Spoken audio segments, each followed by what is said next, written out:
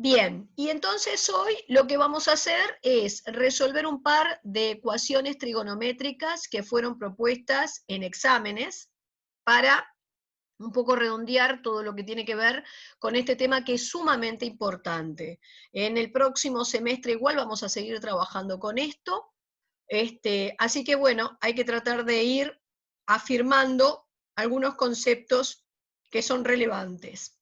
Bien. En este caso, me piden resolver esta ecuación en el intervalo 0, 2pi. Otra vez me piden encontrar todas las soluciones posibles a la vuelta de un círculo. ¿Está? Empecé como siempre recordándole algunas cosas fundamentales para trabajar en ecuaciones trigonométricas. Recordar que, digamos, cuando uno se enfrenta a una ecuación trigonométrica voluminosa, hay algunos pasos primarios que tiene que seguir, como son, por ejemplo, si distingue en la expresión algún problema de existencia, saber que tiene que arrancar estudiando el dominio de esa expresión. Habíamos establecido que, por ejemplo, si uno tiene una expresión que tiene un denominador que depende de la incógnita, donde ese denominador se haga cero, va a tener un problema de existencia. ¿Por qué? Porque si ese denominador se hace cero, dividir por cero no va a existir.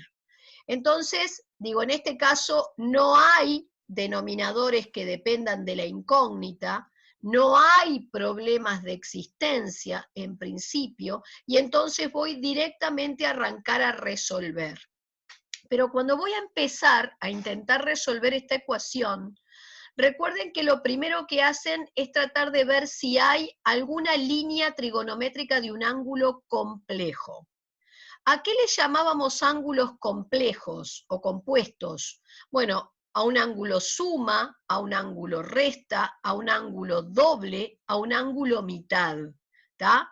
Si yo no tengo ángulos complejos o compuestos, cosa de saber de tener que reemplazar esa línea trigonométrica por su fórmula correspondiente, y bueno, paso a la siguiente etapa. Ven que acá no tienen ángulos complejos, ¿está claro? Son todas líneas trigonométricas sencillas, de ángulos simples. Bien, entonces lo que voy a hacer es empezar a observar que los tres términos que tengo en el primer miembro de esta ecuación admiten sacar un factor común. Hay algo que se está repitiendo en los tres términos de la expresión, y es la tangente de x.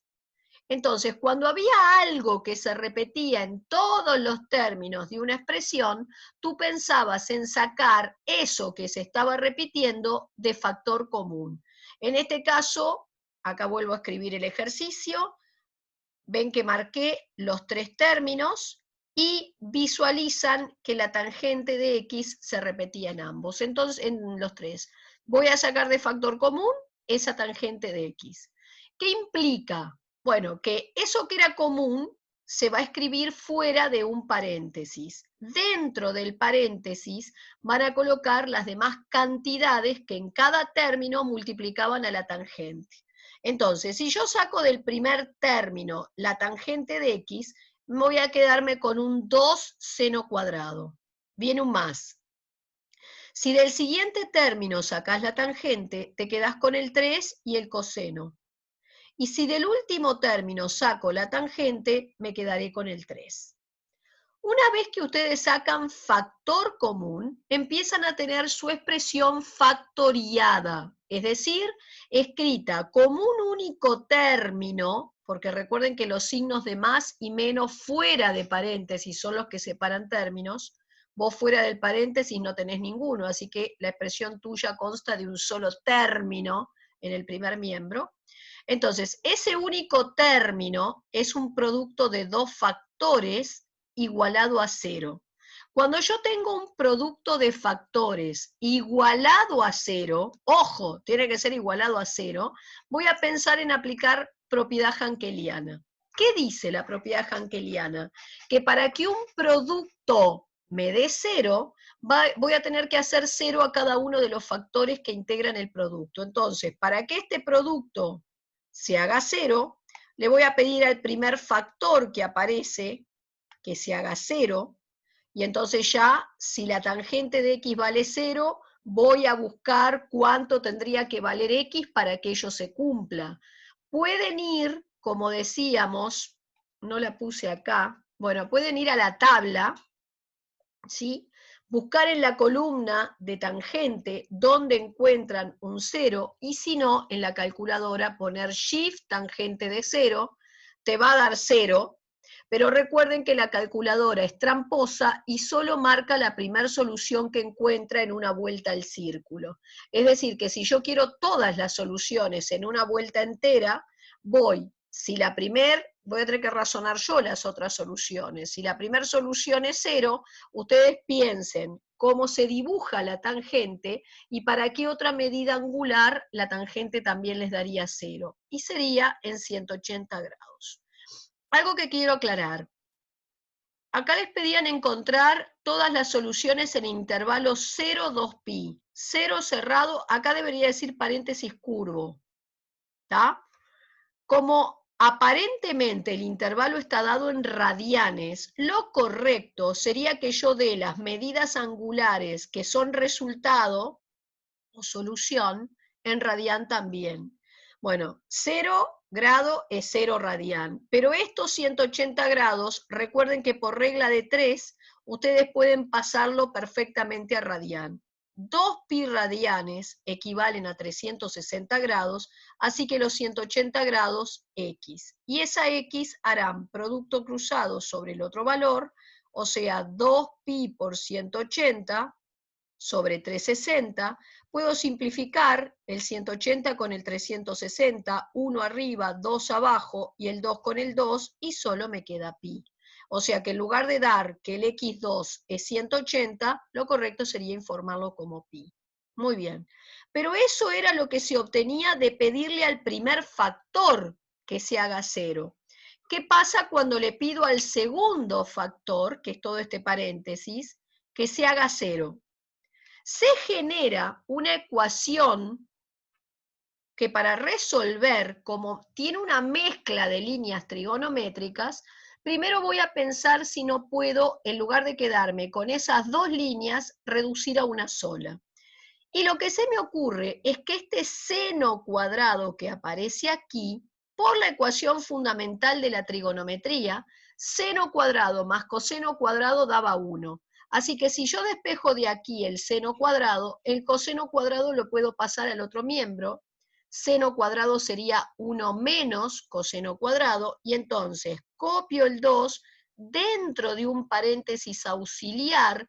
Voy a poner 1 menos coseno cuadrado, lo demás lo copio como estaba. Me deshago del paréntesis auxiliar, desarrollando la distributiva, copio lo demás igual, ordenan esta ecuación, que ahora tiene una sola línea trigonométrica en juego, y para resolverla pienso en la estrategia del cambio de variable. Le voy a llamar, por ejemplo, z al coseno de x. Entonces esto se transforma en un menos 2, z cuadrado más 3z menos 1 igual 0. O sea, lo transformo en una función, en una ecuación cuadrática de segundo grado, que la vas a resolver por Bhaskara. Y al hacerlo, salen dos posibles valores de z. Pero no es z la variable del problema original, era x. Entonces, una vez que uno hace un cambio de variable, llegado a este punto, tiene que deshacer el cambio de variable hecho. Es decir, z era coseno de x. Voy a tomar el primer valor de z que descubrí, y entonces voy a razonar cuánto tiene que valer el ángulo para que el coseno me dé 1. Y si yo recuerdo que el coseno es la sombra del punto sobre el eje de las x, entonces la medida angular tiene que ser 0 para que se cumpla eso. Y nada más. Ahora, z era coseno de x, tomo el otro valor de z obtenido, lo igualo al coseno y voy a razonar cuánto debe medir la apertura angular para que su coseno me dé 1/2. Voy a valerme de un gráfico.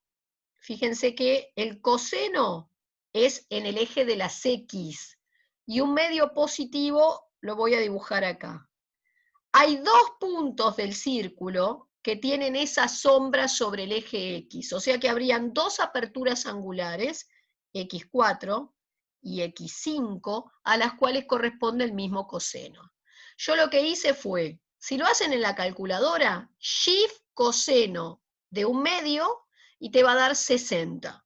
O sea, te está dando el valor de X4 y no te da el otro valor, que bueno, simplemente como este triángulo es igual a este, la X5 sería 360 menos 60.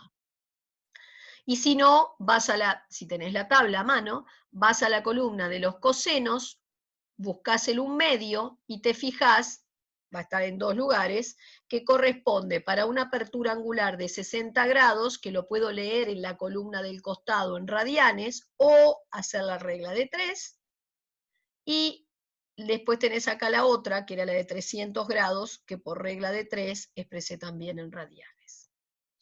Bueno, y me voy a un segundo ejercicio que fue puesto en un examen.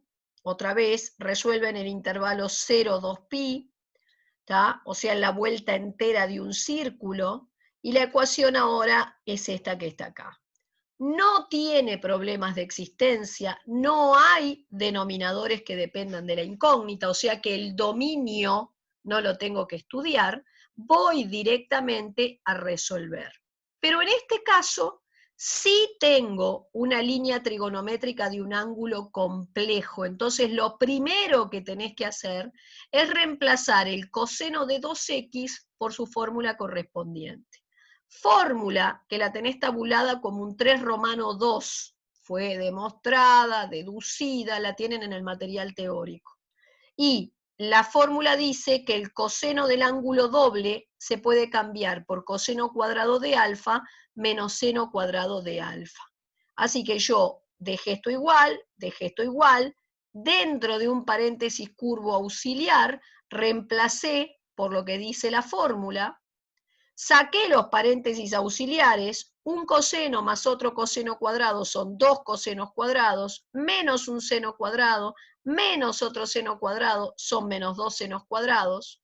Y como tengo una ecuación trigonométrica que tiene 2 líneas trigonométricas en juego, voy a intentar deshacerme de una, ¿tá? Como este seno cuadrado, por ejemplo, reemplazarlo por el despeje que puedo hacer de la ecuación fundamental. El seno cuadrado sería 1 menos coseno cuadrado. Entonces volví aquí, copié el menos 2, y el seno cuadrado, dentro de un paréntesis auxiliar, lo reemplacé por el despeje.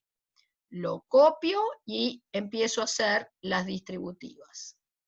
Agrupo 2 y 2 son 4 cosenos cuadrados. Luego voy a despejar, pasa el 2 al otro lado, luego el 4 que multiplica dividiendo, simplifico, y si quiero el coseno solo, no te olvides que esto era coseno cuadrado, vas a aplicar raíz cuadrada, pero sirve tanto la solución positiva como negativa. Ahora, recuerden, la raíz de un cociente se separa en la raíz de lo que está arriba y la raíz de lo que está abajo. Por eso acá separo en raíz de 1 sobre raíz de 2. La raíz cuadrada de 1 te da justo 1, y la raíz cuadrada de 2 la dejo así porque no me da justa. Pero si yo voy a sacar este resultado de una tabla, no está nunca tabulado esto que está acá. ¿Por qué? Porque nosotros dijimos que en las tablas, no importa de qué tipo sea, prefieren no escribir cantidades que tengan un símbolo de raíz cuadrada o cúbica en el denominador. Entonces yo lo que voy a tratar de hacer es encontrar una fracción equivalente a esta que no tenga el símbolo de raíz cuadrada abajo. Voy a someter esta fracción a un proceso que se llama de racionalización. ¿Y en qué consiste? Ustedes saben que si una cantidad la multiplican y la dividen por lo mismo, no la alteran. Entonces, yo puedo multiplicar y dividir por lo mismo y por cualquier cantidad en realidad, pero a los efectos de lo que quiero me sirve multiplicar y dividir por el denominador que tengo. Arriba te queda 1 por raíz de 2, que es raíz de 2, y abajo te queda raíz de 2 por raíz de 2, o sea, raíz de 2 al cuadrado, simplifica la raíz con la potencia y solo queda 2. Y este valor sí lo tengo tabulado. Entonces, puedo ir a la tabla, a la columna del coseno, y buscar el raíz de 2 sobre 2. Ojo, que es más raíz de 2 sobre 2 o menos. ¿Tá? O sea, llegué a esto y ahora desgloso. Si el coseno es positivo, según la tabla, tenemos dos soluciones, 45 y 315, que escrito en radian sería así, ¿sí? Está acá el dibujo. Si el coseno es positivo, está acá, hay 2 puntos sobre el círculo trigonométrico, sobre la circunferencia trigonométrica en realidad, que tienen una sombra que da ese valor. Uno tiene una apertura angular x1 y el otro la apertura angular x2. Si el coseno es negativo, significa que es de acá para acá, hay 2 puntos en la circunferencia trigonométrica cuya sombra da este valor. Uno tiene una apertura angular x3, que pasan a radian, y el otro una apertura angular x4, que pasan a radian. Y entonces ahí tenemos resueltas nuestras ecuaciones trigonométricas.